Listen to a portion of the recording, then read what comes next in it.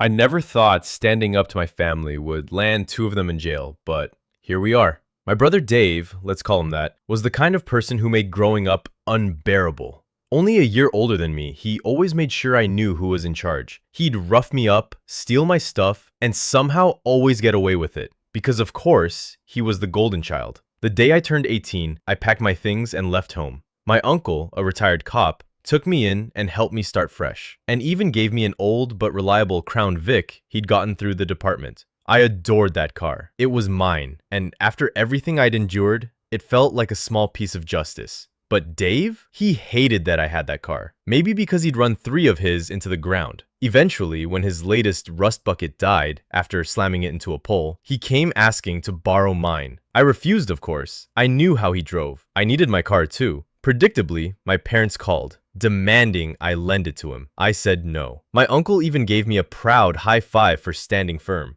A few days later, I walked out of work and my Crown Vic was gone. I called Dave. No answer. I called my parents. They swore they knew nothing until I threatened to call the police. Then they magically remembered that, oh yes, Dave had borrowed it.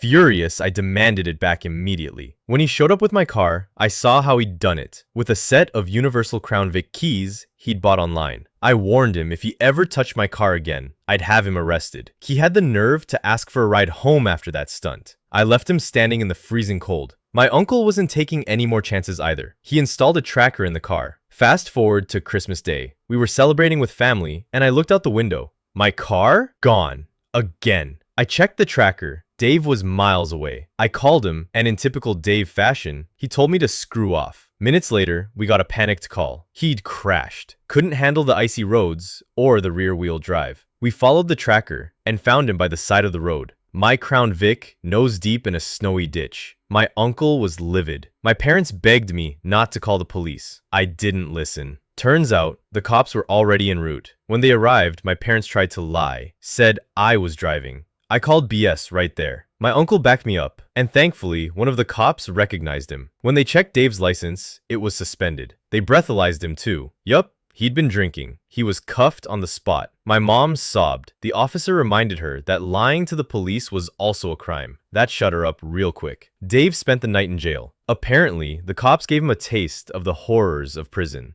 He came out pale, shaking, and even admitted he'd pissed himself. The kicker? My uncle had pulled some strings, so the DUI wasn't officially filed, just the suspended license. He wanted Dave to learn a lesson. Dave did apologize and paid for the damages to the car, which thankfully were mostly cosmetic. My parents acted like nothing happened. Dave even gave me those Crown Vic keys he bought. Said he learned his lesson. Or so I thought. Then came the real explosion. When Dave took me to the body shop to pay for repairs, my parents came along. After he left, they chewed me out for making him pay. That's when I lost it. Years of pent-up rage poured out. I called them out on the favoritism, the lies, the time they tried to frame me for Dave's accident. I could barely breathe by the time I finished. My mom cried. My dad looked ready to blow. And then it happened. Someone sitting nearby muttered, "You guys are narcissists."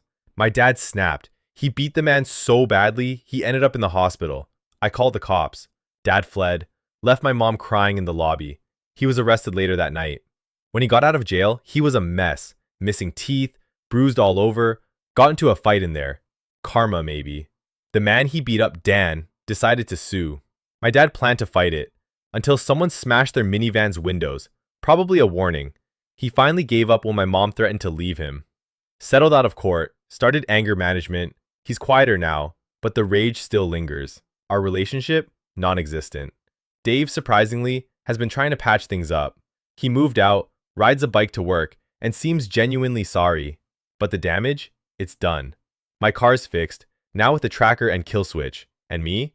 I finally stopped expecting apologies. I just want peace. Thank you for listening to my story.